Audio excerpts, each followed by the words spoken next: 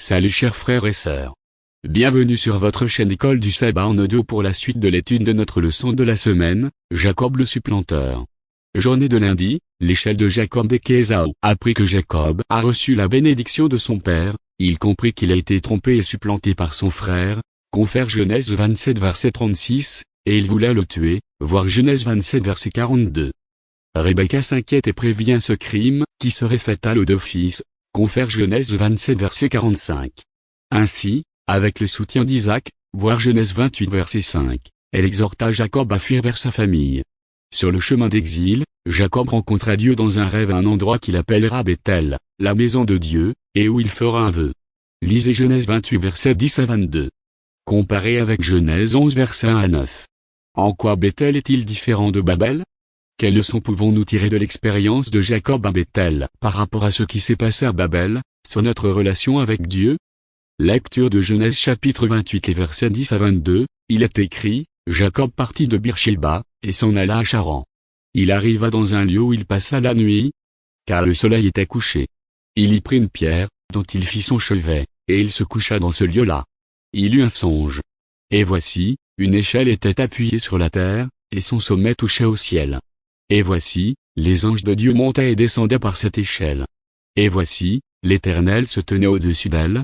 Et il dit, Je suis l'Éternel, le Dieu d'Abraham, ton père, et le Dieu d'Isaac. La terre sur laquelle tu es couché, je la donnerai à toi et à ta postérité. Ta postérité serait comme la poussière de la terre. Tu t'étendras à l'Occident et à l'Orient, au Septentrion et au Midi. Et toutes les familles de la terre seront bénies en toi et en ta postérité. Voici, je suis avec toi, je te garderai partout où tu iras, et je te ramènerai dans ce pays. Car je ne t'abandonnerai point, que je n'ai exécuté ce que je te dis. Jacob s'éveilla de son sommeil et il dit, Certainement, l'Éternel est en ce lieu, et moi, je ne le savais pas. Il eut peur, et dit, que ce lieu est redoutable. C'est ici la maison de Dieu, c'est ici la porte des cieux. Et Jacob se leva de bon matin.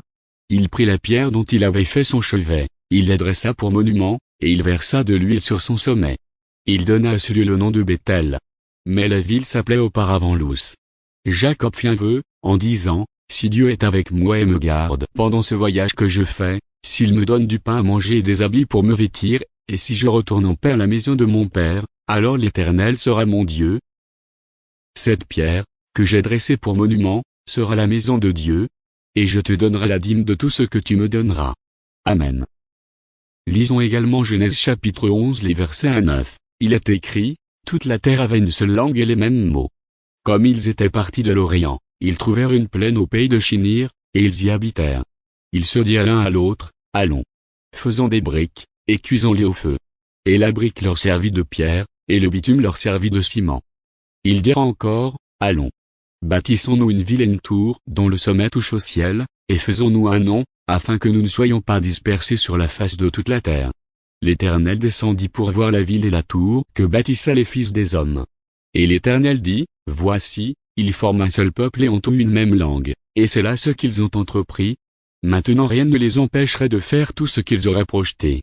Allons. Descendons, et la confondons leur langage, afin qu'ils n'entendent plus la langue, les uns des autres. Et l'Éternel les dispersa loin de là, sur la face de toute la terre, et ils cessèrent de bâtir la ville. C'est pourquoi on l'appela du nom de Babel, car c'est là que l'Éternel confondit le langage de toute la terre, et c'est de là que l'Éternel les dispersa sur la face de toute la terre. Amen. Après lecture de ces deux passages, dites en quoi Bethel est-il différent de Babel? Quelles leçons pouvons-nous tirer de l'expérience de Jacob à Bethel par rapport à ce qui s'est passé à Babel, sur notre relation avec Dieu? Dans ce rêve, Jacob vit une échelle extraordinaire qui alliait à Dieu. Le verbe hébreu, nasav, utilisé pour désigner l'échelle qui est appuyée sur la terre, de Genèse 28 verset 12 de la version Louis II, est le même qui désigne l'Éternel qui se tenait au-dessus d'elle, voir Genèse 28 verset 13, version Louis II, comme si l'échelle et le Seigneur étaient la même chose. L'échelle est liée à la tentative de Babel d'atteindre le ciel. Tout comme la tour de Babel, l'échelle atteint la porte du ciel. Mais alors que la tour de Babel représente l'effort humain pour monter et atteindre Dieu, l'échelle de Bethel souligne que l'accès à Dieu ne peut être atteint que par Dieu qui descend à nous, et non par l'effort humain. Quant à la pierre sur laquelle Jacob avait mis sa tête et fait son rêve, Elle deviendra le symbole de Bethel, la maison de Dieu, confère Genèse 28, verset 17 et Genèse 28 verset 22, qui pointe vers le temple, le sanctuaire, le centre de l'activité salvatrice de Dieu pour l'humanité.